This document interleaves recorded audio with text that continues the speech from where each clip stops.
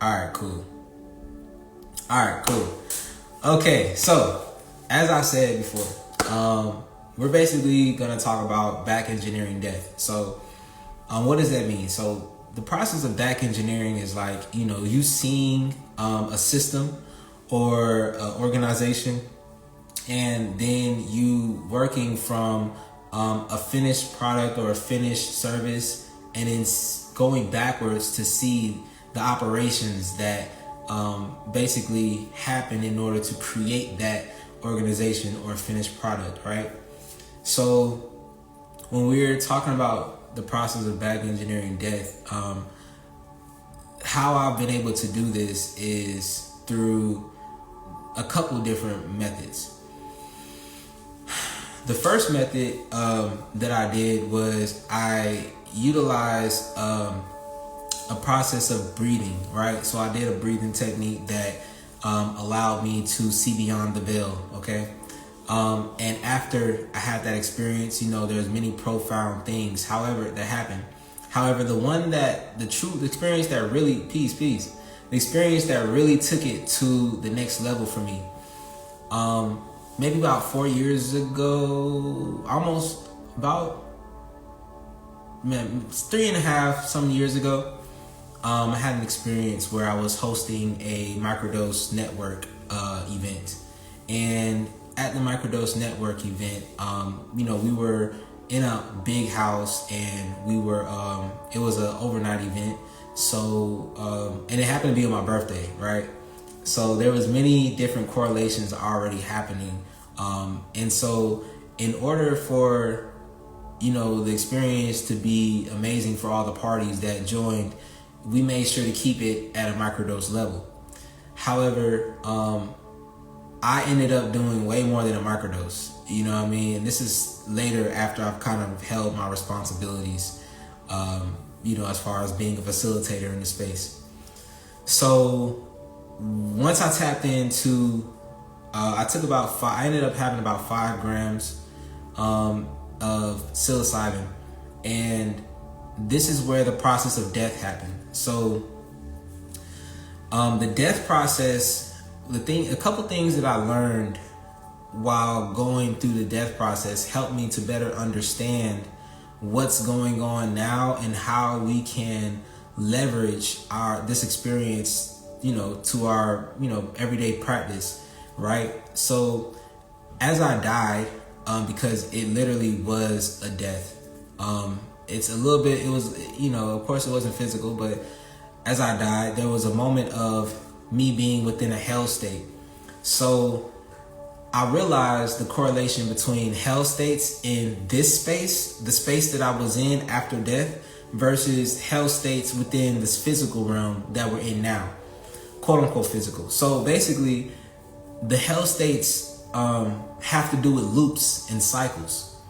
So it's similar to how when we go through the retrograde period, as we're in now, and people come into your life again, like you might come across somebody that you might have been intimate with in the past, or a lesson that has happened in the past, and you might be charged with doing it again to see if you pass the test. That is a cycle, right? Or, you having friends or family or peers that might be doing similar things that, you all were doing like 10 years ago or 8 years ago. That's a cycle. So what happens when you're in a state of death is these cycles are more apparent because the state of time, quote unquote, is different. Time isn't a reference as it is in this realm, because these vessels here that we're in, operate as a sort of grounding mechanism for us to process all the things that are happening at the snap of a finger, like faster than that, right? So during the process of death, I was having moments of recycled moments where I was like, oh man, I died. Like, and the first couple thoughts that came to me was, oh man, what are my parents gonna think? I just died. Like, or how's my sister gonna feel? Because during this time, I wasn't in a relationship. The main loved ones that I was even caring about while I was in that state of death were my family, my immediate family. And then I also thought about, okay, what are all the people at this event, this party that I just hosted on my birthday gonna think that the host died? You know what I'm saying? Like, how are they gonna react to this experience? That's gonna be very traumatic. And so while I was laying in the bed, because somehow I ended up upstairs as this experience, right before the experience started taking off, I was in the bed and I couldn't move my body. I was in a space in between this realm and whatever the other space is that is outside of life, or even outside of this light spectrum. There's like a type of space there. And so I was in that, and I was seeing the cycles happen faster than typically, because a lot of times we don't experience cycles in the physical state of being as quick as the mental state of being. Peace. Typically the cycles that we see happen in month spans or year spans, but this was moment to moment to moment. Like, it was like a revisitation of the fact that I had died, and the revisitation of the fact that how are my parents gonna feel? How are these people gonna feel? And it was just a boom, boom, boom, right? So back engineering death. Okay, this is why this is important. Now, these cycles, just because these loops that happen within the hell states, they happen here too, but we're not able to perceive it as consciously as we would in that state, because we have this physical vessel to ground us within this moment of time, right? Because every breath, is like a snapshot of the moment. All of our cells and movements and things happening internally with our internal organs are making these snapshots and progressions through the moment. But when you are in a corporeal type of state, or you're not in your body per se, that physicality is no longer there. That groundingness is no longer there. So a moment of shift in thoughts can take you from a state of bliss to a hell state just by the sheer thought alone.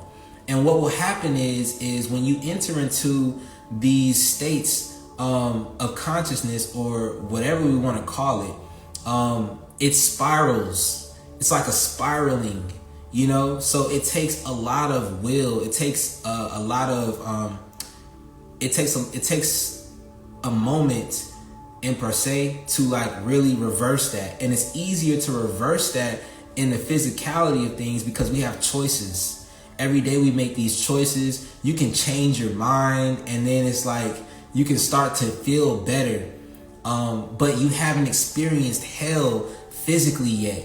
Instead, it's been mental. Unlike when you die, as soon as your mind goes into a negative state, that's where you're heading, is a hell state. You know what I'm saying? You don't have, it's not a breath where you can be like, okay, I changed my mind. No, you're in it. So this is why back engineering death is important, because when you hear about the yogis and the Buddhas, the monks, all these different people, they talking about heaven is a state of mind. This is where the correlation comes in at, because what we're experiencing on our day-to-day is a facade. It gives you the illusion that we can go from, it gives us the illusion that what happens internally within our mindset doesn't have an immediate effect on our physical reality. However, that's not true. When you go into a state of death, you see that all these thoughts are impacting you right then, right when you think about it. You know what I'm saying? So what happens is you get caught in that moment, and if you don't have the wherewithal or the will to get out of that moment, you will continue to spiral in the hell state. So what happened is that once I was continuously in the state of hell, because it was just like literal, it was like a literal hell state. As I was continuously looping in that space, I got to a point where I had heard the word or the phrase, "It is what it is." And so when that phrase came to me, "It is what it is," I was like, you know what? I know I just died.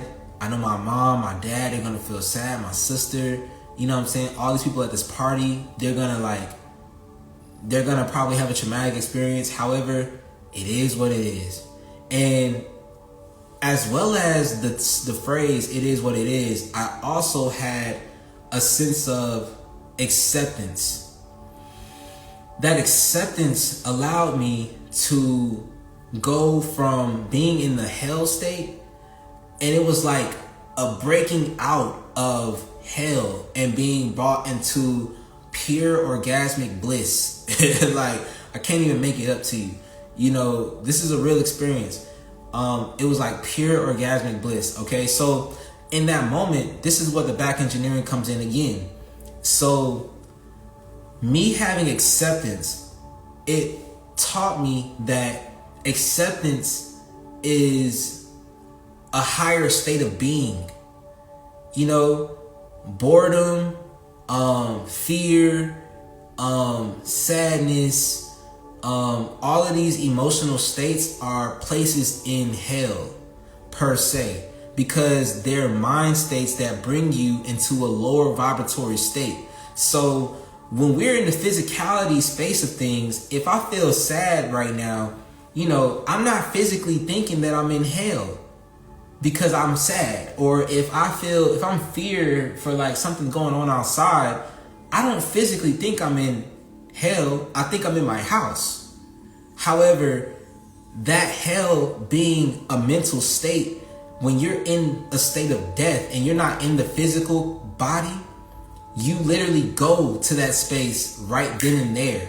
There is no filler between it. There's no filler between thought and action when you are outside of your body. So that is why, you know, the philosophical and the mystics and all these people, they would say that heaven is a state of mind, hell is a state of mind, right? So moving forward, I realized during this experience that once I came to that acceptance and then I alchemized, excuse me, I transformed and alchemized that experience, I started coming into a higher states of awareness and being.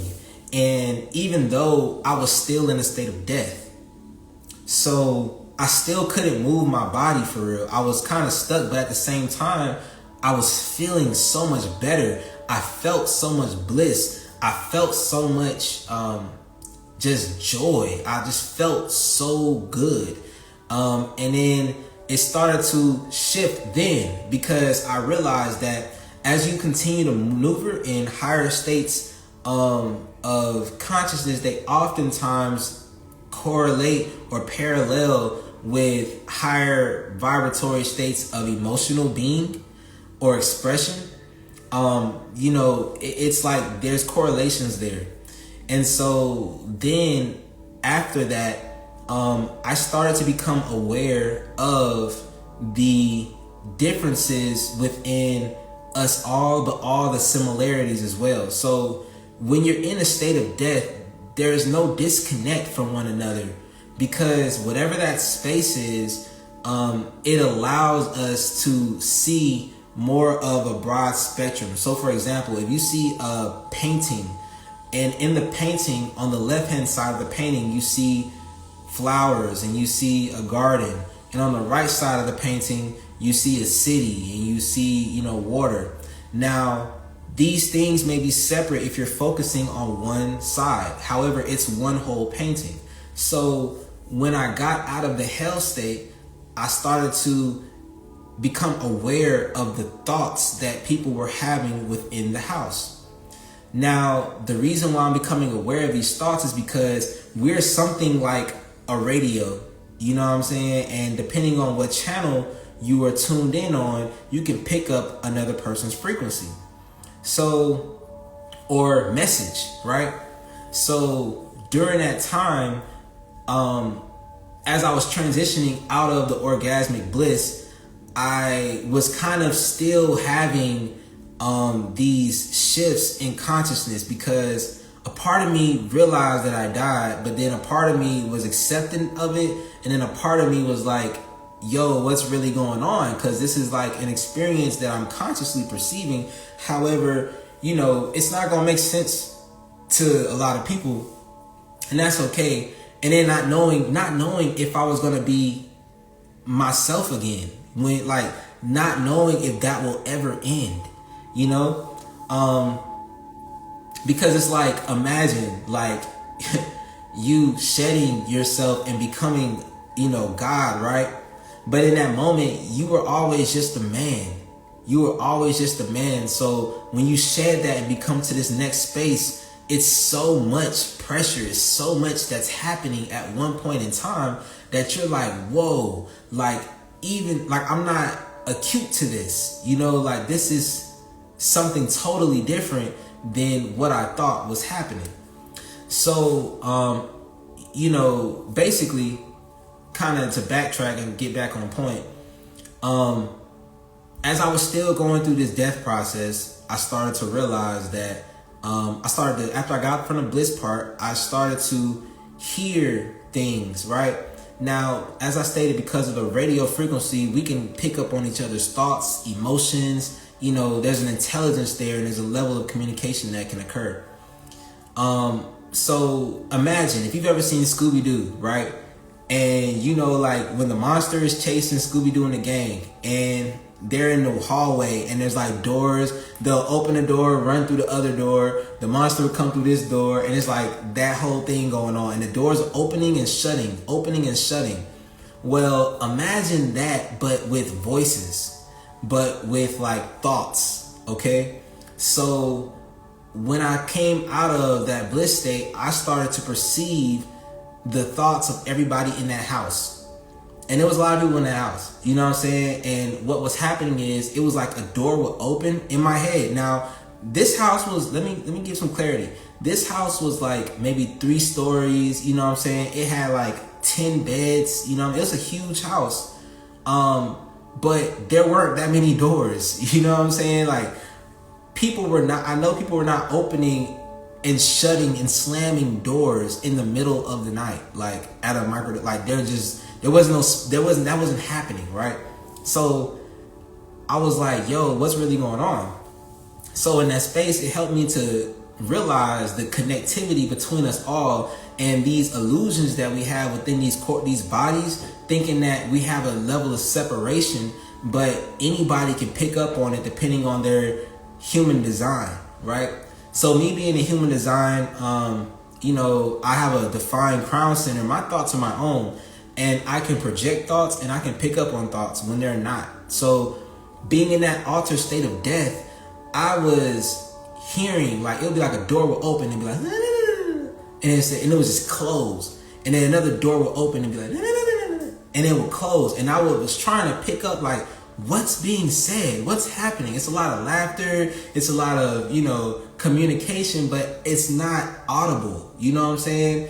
And there are people in the other room. I can feel and sense that this was happening, this plaything was happening between these people, but I couldn't move still. I still was in that state of death. So it's like I'm going through all of these experiences while physically not being able to move, but I'm having so much more going on internally that if somebody would have walked into that room, they would have literally been like, yo, what's going on with this dude? Is he okay? Like, is he, you know what I'm saying? But at the same time, this brought a lot of clarity for me when it comes to life after death, because there is life after death, right? As I stated before, there is no ground though. So it's like the way how we have this these moments to where, you know, I can just be mad at my girl for like 5 minutes, and then the next 5 minutes later I'm like happy and everything is all good, that moment of anger towards her will send you to hell. It will send you to a hell state, literally, like in the other realm of things, not in a physical manner. But when you're physically mad, you feel the difference internally. For example, you know how anger feels. Anger will give you this anger gives you this like pressure. It's like a sense of depth, you know, but that depth within the sense of anger, it's like it's low. It's very low, but it's aggressive. It's, you know, this is what it feels like to be angry. You know what I'm saying? So when you're in the moment of anger in the physical body, that's the only way you can describe it. But if you weren't in a physical body, say if you died angry, you know what I'm saying, or the thought you died and you had a thought of anger, there's nothing that's going to stop you from spiraling into the whole reality of what anger is. And so then, you know, when we think about you know, like alternate realities, right? So, and I'm trying to keep this like as scientific as possible without going too far into the metaphysical side of things, but I mean, it's all truth regardless. When we think about alternate realities, the space of these emotions are realities themselves. So if I'm in a space of anger and I'm in death, I'm not in this body, because this vessel really is grace. Like, y'all understand, having a human body, you are blessed because you can have these experiences and change your mind and not go through that whole process like that. You know what I'm saying? However, if you go through that, you'll go through the whole reality of anger. And it's like, how do you get out of that reality if that's all you're perceiving? You see what I'm saying? So, basically, you know, kind of doubling back to the point that I was making when I was referring to backtracking, back engineering death. These are concepts that we need to be discussing as to why people say, oh, like, keep a positive thoughts. You know what I'm saying? Why people say, oh, you know, heaven's in the mind. Like, it sounds cliche, but these are the most simple versions and ways of telling you truth. And, you know, when we are operating within our communication with one another, we have to consciously make adjustments if you want to preserve that state of being for long periods of time. So that way, when you do come to the point of crossroads of death, it's going to be second nature for you to be in a blissful state, or to think about positivity, or to submit and let go and be like, you know what? It is what it is. You see what I'm saying? Like, us having these preparations and things will allow for us to understand, one, the process of death, and then two, not fear it. The fear itself is going to lead you to a hell state. You know what I'm saying? That's why it's kind of challenging when we're talking to those peers of ours who come from more religious backgrounds, and they're telling you to fear God, or to, you know, fear going to hell. If hell is the mind state itself, you being in fear is going to take you there. That's the hijack. You know what I'm saying? That's the finesse. And oftentimes it's easier said than done. Don't get me wrong. Because when you're in that moment, like, I've had peers of mine that, you know, they spiraled way lower than I did. You see what I'm saying? They went to lower depths than I did. I was able to come out of it. Thank God, I was able to come out of it a lot faster. But imagine you get so low that you have to call on God, or you have to remember who you are in order to pull you out. That light, in order to shine on you and to pull you out, so you can feel that and get out of those negative thought paradigms. You see what I'm saying? So, I guess to get back to the story. Yo, peace. And hopefully y'all are enjoying this. I don't know, you know, but it's I'm just trying to I'm trying to share the keys. You feel me? So basically, when it comes to yeah, for sure, it's a real thing. So when it comes to back engineering death, okay, these concepts need to be utilized in our lifetime, all the time. You have to, program yourself in order to operate in that just consistently, persistently. You know what I mean? Because what happens is we continue to move forward with that knowledge and with that understanding. You start to keep yourself and propel yourself into spaces that resonate in that state of being for longer periods of time. So, it's like training your life to continue to bring those things to you, and training your mind to, even in negative situations, to alchemize the situation and take it from what was supposed to be taking you into a hellish state, but keeping it in bliss in heaven. You see what I'm saying? And that's not to say, like I'm saying, that's not to say bad things is not going to happen to you, or quote unquote bad things won't happen to you when you walk this path, because it's all the same. It's all one. It's all a whole, right? So there will never not be that. However, you can always choose which polarity you decide to be on. So the point of this whole video was to share with you all that when we go into a state of afterlife, right? Your mind, it literally, however you think in that moment, whatever that is, it's going to take you wherever the first thought is that goes, that happens. It's going to take you into that space. So if you're grateful, you know what I'm saying? If you're thankful, if you're joyous, if you're happy, and it's obviously kind of harder to say when you die, you're going to just be, because there's going to be a moment of reflection, oh wow, I'm dead. You see what I'm saying? If you decide to have regret and all the things that you could have done, all the stuff, it's going to pull you down, and it's going to throw you into those worlds, those emotional worlds of the world of sadness, the world of anger. And you're going to spiral into that shit, and you're going to see all this crazy stuff that is immersed in that world. And you're going to wonder, why am I going through this hellish period? So in order to negate that, the key that I can say is the phrase, it is what it is, and have acceptance for that. Gratitude that it is what it is, because that saying alone will propel you forward. It will take you out of the hell state, and then from there you can have gratitude, joy. Oh, it is what it is. Oh my gosh, and propel higher into these different worlds and realities, because they're all on one plane. They're all on one. It's all on top of one another. And so that's kind of what I want to talk about as far as back engineering death. Because, there is there's so much going on, and we can really benefit ourselves with not having so much mental pressure and constraint on these experiences that we're having physically.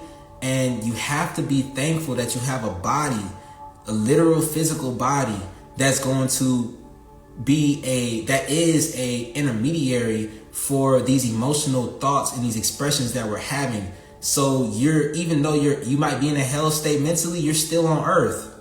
You know what I'm saying? Or even if you're in a heaven state, you're still here. You see what I'm saying? And a process of this life is us getting acclimated with being in those spaces while being here, so that way once you die, you can maintain that space in the other body.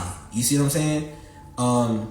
So anyway, hope y'all have a great rest of the day. Thank y'all for tapping in. I got a lot of stuff coming up soon, you know what I mean? Definitely hope y'all continue to show your love and support, you feel me? I really appreciate it. And have a great Thursday. Peace.